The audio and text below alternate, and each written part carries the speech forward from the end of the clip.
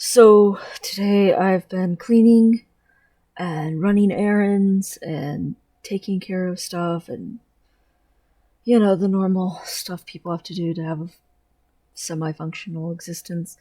Um I went to the bank, a thing people do, and they had the COVID precautions, and I said my bit to the girl behind the counter. Well, it was a woman, the lady behind the counter.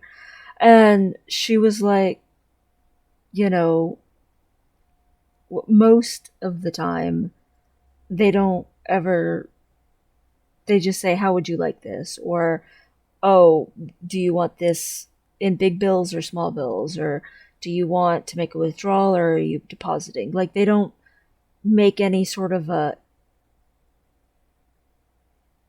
like inference to your gender or your name or anything like that, at my bank at least.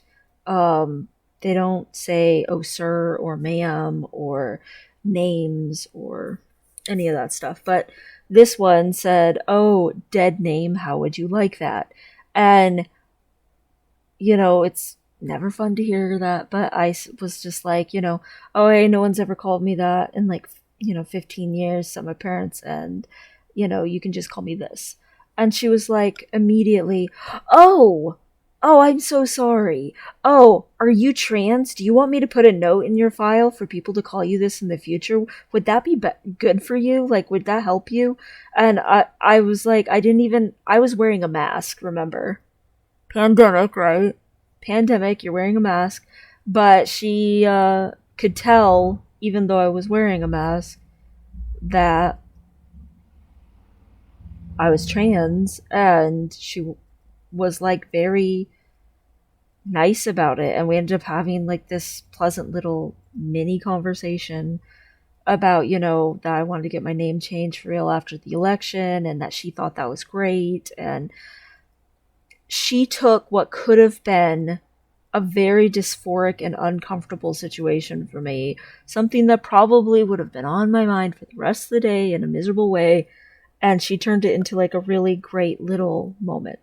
And first of all, thank you to my bank, because I thought I had to have my name legally changed, um, to have any kind of a different name presented. And uh, that you don't have to have that. If you're trans, you can request a name change at my bank, even if you have not legally gotten that changed yet. So, thank you for not being transphobic. That's awesome. I appreciate that. That makes my day.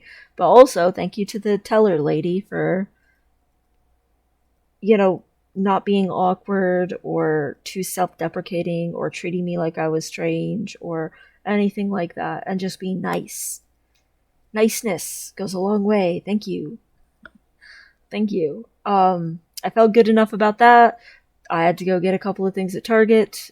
Um, so I got coconut oil. And I keep seeing all these trans dudes recommending that when you're first starting testosterone, that you should be using coconut oil on like your eyebrows and your beard, and where you're worried you're going to get hair loss and stuff, and that'll help it come in like as more strong of hairs, instead of, a lot of trans guys complain that when their facial hair and stuff first start coming in, that it's like really fine feminine hairs, which is what my mustache is, which my mustache is mostly blonde, so you probably have never noticed my mustache, but I do have one.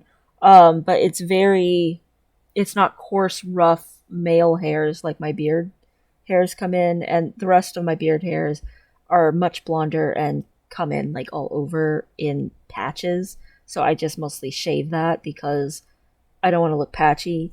But hopefully this will help it be less patchy sooner or something like that. But the biggest thing is that the hairs that are already growing could become stronger, more resilient hair, instead of being that really fine, fragile hair that I have almost nowhere on my entire body. But for some reason, under my nose, above my upper lip, it just wants to be that way. Um, Whatever. Anywho, um, because of the Irish in me, some people say that on testosterone the hairs get darker. I am hoping that is true because I have strawberry blonde going on so hard, and against my pale pink skin, you can't see shit. So I'm really hoping that that changes. Like, my eyelashes are almost entirely strawberry blonde except for the base, so you can't see how long they are, which is something. But at the same time, like everywhere else on my body, it's just sort of annoying. Um, so it'll be nice because I have like this dark base and then this strawberry blonde once it grows longer. Like, my leg hairs are that way, my arm hairs are that way, like everywhere. I just have this blonde thing going on. So I don't know, I'm hoping for that. My girlfriend says that I might get worse acne, but I'm supposedly going to get worse acne from taking testosterone anyway. So I don't know. If it doesn't work or if it doesn't help, obviously I can stop using it at any time. Um, Also, a lot of the recommendations I see for this is only at the beginning of transitioning and not necessarily for all of eternity. So I looked it up. There's no real studies about coconut oil being reliable for hair growth or health stuff like that. A lot of the hair strengthening stuff says to ingest it, and then a lot of it says to rub it into your hair follicles for 5 minutes or mix it with other things. But I couldn't find any like real substantiated studies about it. Apparently, it's very inconsistent if it helps people or not. But whatever. I'll try it. Um, I I'm trying to focus on things that I can do to help myself and trying not to focus on the things I can't do to help myself. So that's a thing. Um yeah. The pre-patch dropped and for World of Warcraft, and I spent a lot of time, I mean, several hours just customizing characters and switching them up and making them look different. I have never, in what, like 13, 14 years of playing this game, however much it is, never changed my first character, which was an Alliance Druid, Night Elf. I have never done any barber shopping on that character ever at all. Um, it was sort of like an honorary thing, but man, I had to put those leaves in my character's hair, and then I ended up changing her quite a bit. But whatever. She looks really badass now. I made some really cool characters, I think, and I'm gonna turn one of my horde demon hunters into a boy demon hunter so that I have a girl and a boy one, um, and make them both look, nice and evil and cool. I did not weirdly change my main on Horde is a paladin, and she looks all golden and paladin-y already, and I just didn't feel like doing anything with that. I feel like she already represents paladin really well. So yeah. But oh my gosh, pandas can be blue and purple now. Or it's amazing. I love the pandas being able to be blue or purple now. Like, so much. It's great. Um it makes them like 12 times less ugly to me personally. Also being able to change their eye color. I have some pretty cool combinations going on. I only have two pandas, but I'm really happy with the Blood Elf changes. I have a Blood Elf Warlock that I made look so awesome. Like, skin is completely dark, and then eyes and hair are like this, like, sky ice blue or whatever going on. And then I put her in these robes that are this really dark brown with this ice blue again going on and white, and it just looks so good together. Like, it looks amazing. And she looks like she's staring out at you with those cold, cold eyes ready to suck your soul. And I know warlocks are supposed to be all fell looking or whatever, but I don't know. I really liked it. I thought it looked good. I was happy with that. Halloween event started in um, Guild Wars 2, and we've been farming that decently. I have not been farming it nearly as much as I probably should be, but whatever. Life is a thing that exists, and it's more uh, intensive than gaming is. Requires more attention, however you want to say that. But it's fun to play all the Hallows Eve events and stuff again. That's coming up in World of Warcraft as well. And in ESO, it's coming up, the Witches Festival or whatever. Um, ESO, just been chilling for the most part.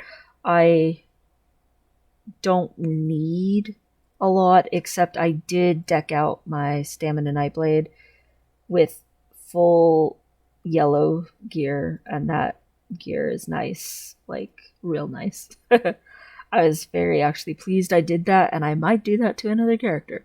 Um, but it was expensive, especially because it's a Stamina Nightblade, and that gear is expensive. But whatever. Um, yeah, I still am apparently past the plateau. I went to Target, right, for all this other stuff that I had to get, like, soap and so on and so forth and everything. But I got, I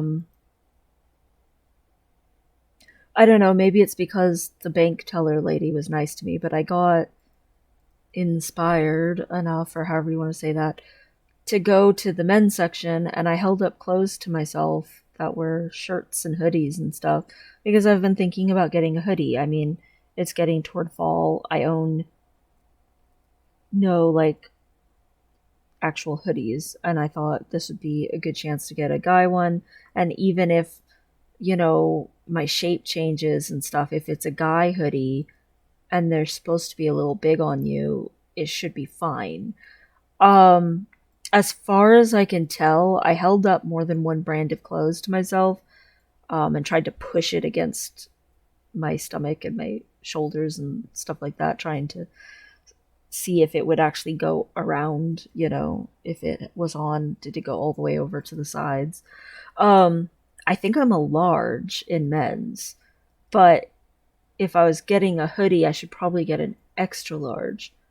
Even if, I don't know, lost some body fat and gained some muscle and stuff. Um, Even if the hoodie ended up being too big, again, hoodies are kind of supposed to be. So I think I should get an extra large hoodie.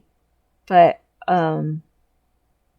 I medium was definitely too tight, and extra large was a little baggy-ish or whatever, but large was exactly fitting to me. So in reality, large might be slightly too tight. Like I'd be able to put it on fine, but it'd be hugging me slightly too tight or whatever. But at the same time, I'm literally about to start tea, so I'm not too worried about that. Um, if I'm already exercising, I've had it from every doctor I've talked to about it, and every trans guy I've talked to about it, that I'll probably get a lot of fat redistribution. Um, so it'll be really weird if I don't. But I don't know. I've definitely been looking at,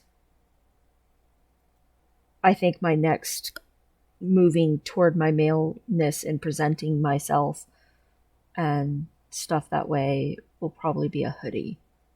After the shoe thing gets settled and fixed and all of that. Um, I think that would be where I'm going next with this.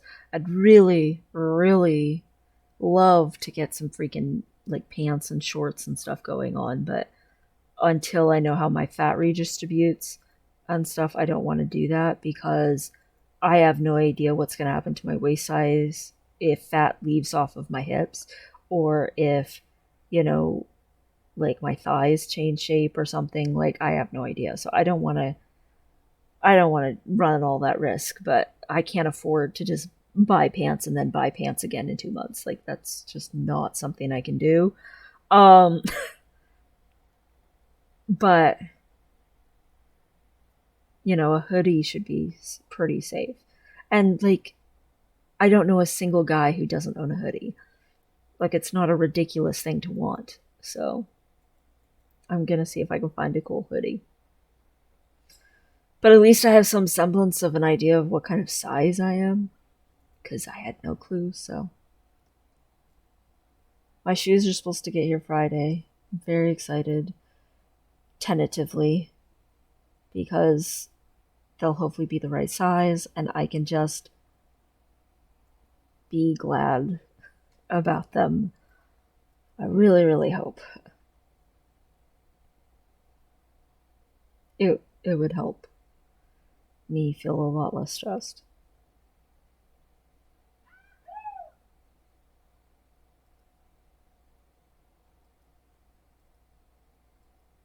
I realize 6 months from now that I might be looking in a mirror and looking more like myself. And it won't just be like clothes and stuff. It'll be physical things too. But I can't control the physical things at all right now. You can control whether or not you put on a pair of shoes or a hoodie or even boxer briefs. So, again, focusing on the things I can do something about and trying not to focus on the things I can't do anything about right now. It's all a waiting game. But,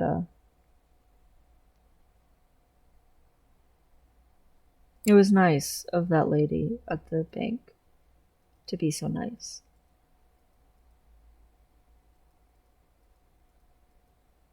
Like, she didn't know what she was saying was going to hurt my feelings. And as soon as she saw it did, she immediately, like, adjusted. And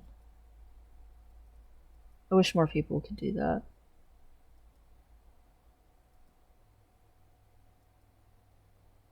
I was watching a show with my spouse, and there was this trans boy in it, and his girlfriend was talking to his dad because he was going to need top surgery and telling his dad, all these heartfelt things to get the dad to soften up because his dad was against the top surgery and kept dead naming his son, who he kept calling a girl and stuff. And he wasn't even invited. Like, his son didn't even want him to know about it.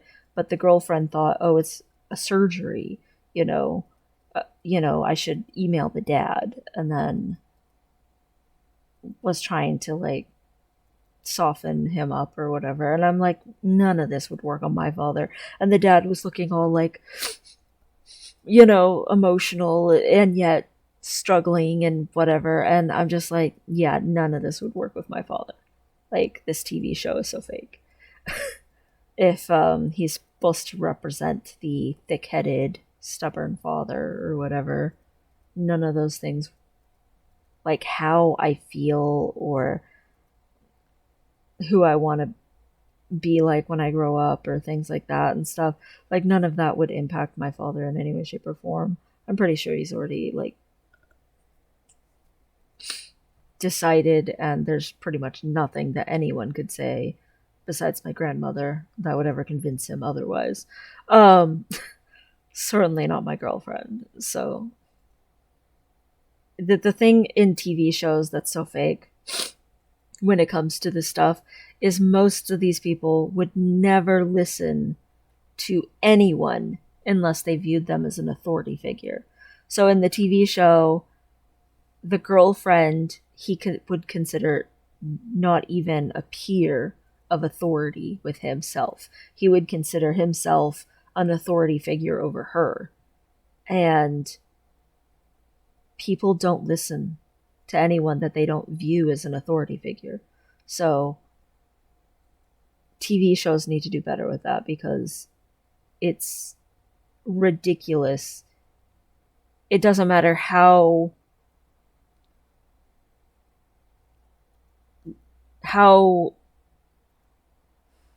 emotional things get, there is a certain degree of expected respect, at least in the United States of America, from people in regards to tiers of authority.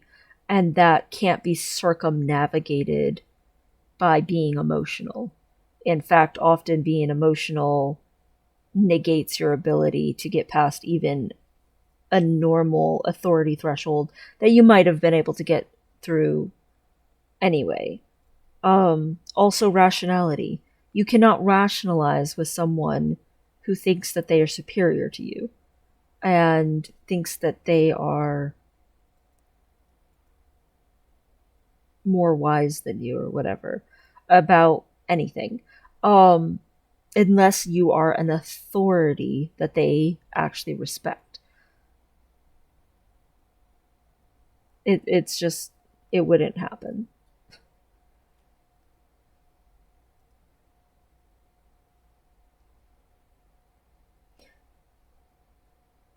My father sent me a letter for my birthday, or else my mom did, about him.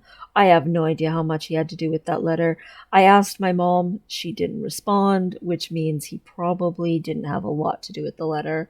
And it was essentially, I need to not talk to you for a while because I don't want to talk about this. I want there to be other subjects to talk about. And this is hard for me to process because I was raised a certain way. And yada, yada, yada. Things like that. So we haven't spoken or anything, and I don't expect that to change. And he basically doesn't care what a doctor says, doesn't care what I say. He doesn't view a doctor as an authority. He doesn't view me as an authority, even though he's gone to me for advice about almost everything in his life. Weirdly, he doesn't actually view me as an authority. He views like a preacher as maybe an authority, depending on what kind of preacher they are, or my grandmother as an authority, or, you know, like a military general in authority. He does not, in any way, shape, or form, respect a doctor's opinion. He does not consider a doctor to be anything. So it doesn't mean anything to him that it's like medical. He doesn't care. That means nothing. Same with my birth mother, actually. Apparently that's a pretty common thing with Republican Christians. Which my mother's not a Republican Christian. She's something far more rigid than that, but my father's kind of a Republicanish Christian or whatever. You know, that conservative thing that literally has nothing to do with the original like Christ attitude at all. Um I keep seeing that as a recurring thing, that what a doctor thinks is automatically somehow non-respectable. I mean, I've got relatives who think that if there's a vaccine that's found for this pandemic, that no one should be taking it or any other vaccines, and that they're thrilled that the pandemic has highlighted that people are going to have to get vaccines and think about vaccines, and hopefully there'll be a big movement of being anti-vaccine.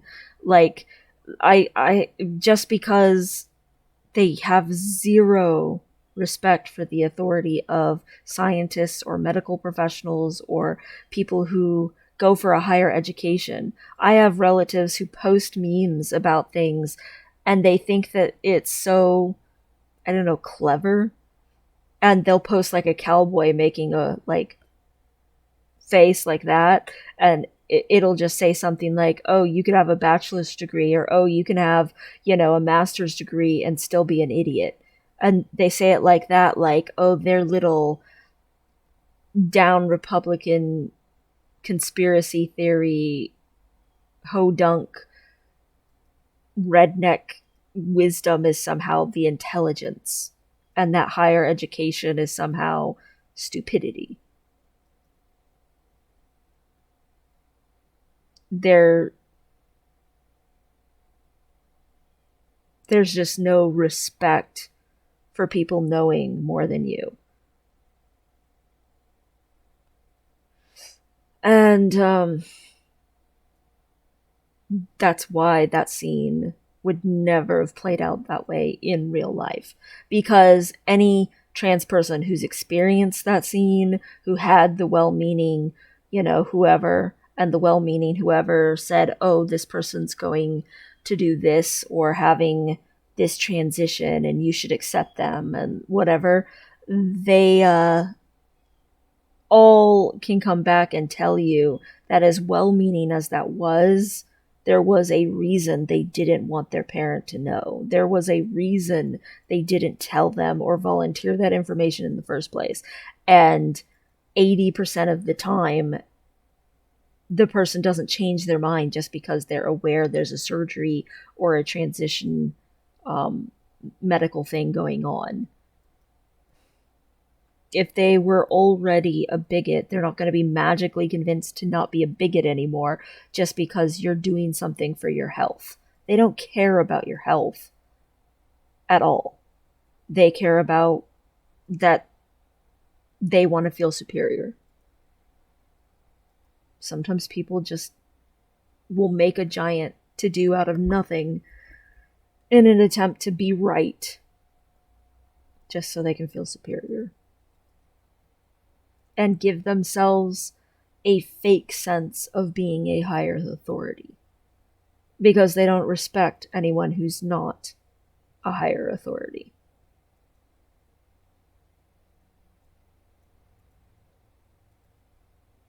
I don't like people like that. I think everybody is an authority on something. Heck, children are an authority on something. That's why I listen to them when they talk instead of ignoring them. That's why children like me, I guess. I don't know all of the reasons children like me, they just like me. But everyone knows something more than I do. Everyone should be treated with dignity, and everyone should be treated with kindness.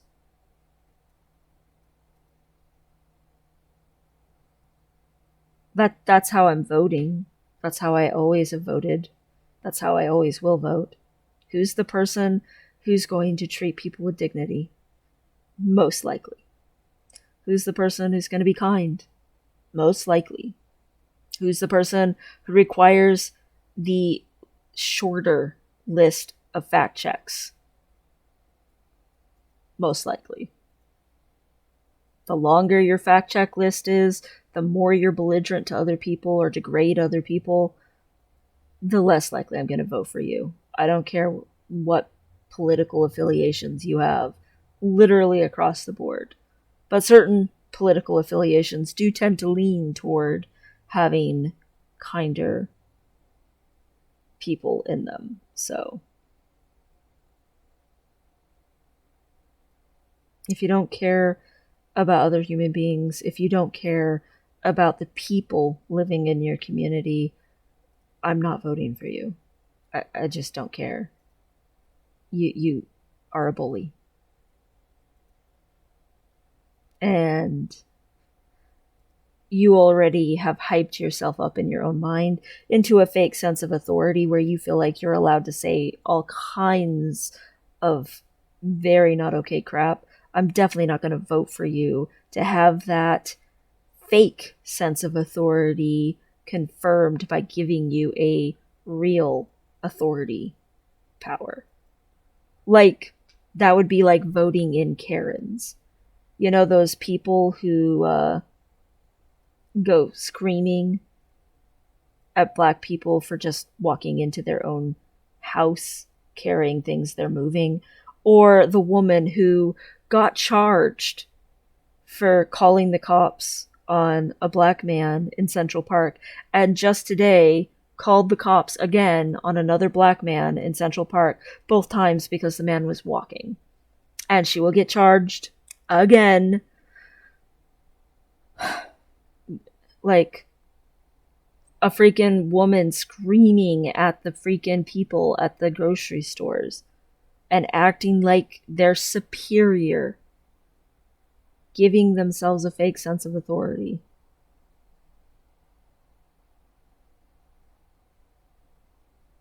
It's so petty and childish, and it's being a bully. It's not being kind.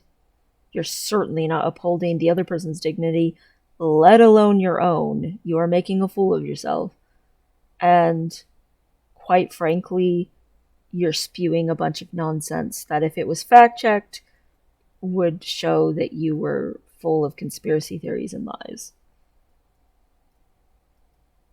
It's not very hard to tell who's a good person or not. And sometimes good people just do more good than bad. Like, again, Ruth Bader Ginsburg.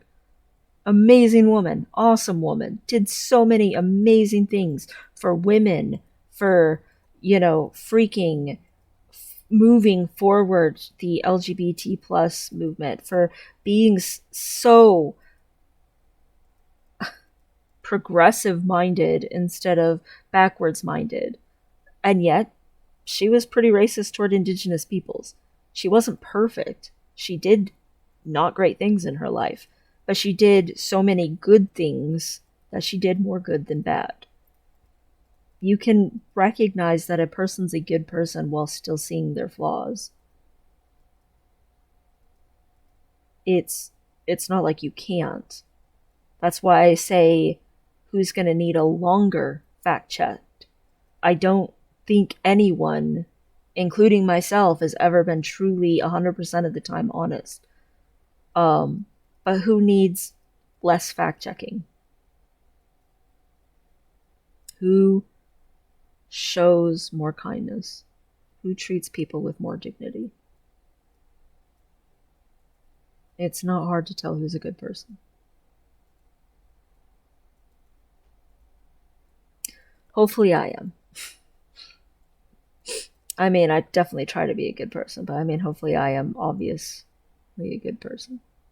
But I don't know. I probably have my own fake sense of inflated superiority. Seems like most Americans do across the board. That would be a good thing about going to another country, is if I have one, it would help root it out. Being humble isn't a bad thing.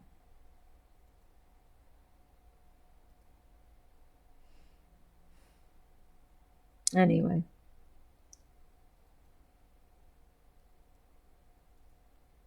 I'm gonna go exercise.